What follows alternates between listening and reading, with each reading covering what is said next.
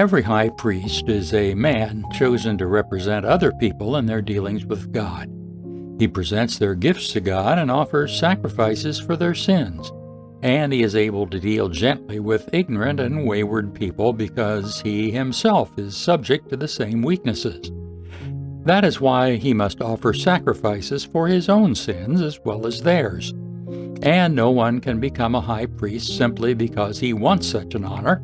He must be called by God for this work, just as Aaron was. That is why Christ did not honor himself by assuming he could become high priest. No, he was chosen by God, who said to him, "You are my son. Today I have become your father."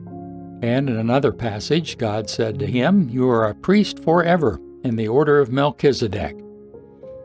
While Jesus was here on earth, he offered prayers and pleadings with a loud cry and tears to the one who could rescue him from death.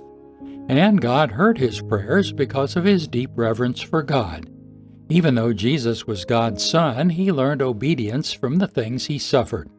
In this way, God qualified him as a perfect high priest, and he became the source of eternal salvation for all those who obey him. And God designated him to be a high priest in the order of Melchizedek.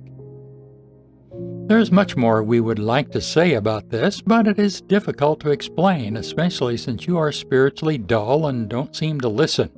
You have been believers so long now that you ought to be teaching others. Instead, you need someone to teach you again the basic things about God's Word. You are like babies who need milk and cannot eat solid food. For someone who lives on milk is still an infant and doesn't know how to do what is right.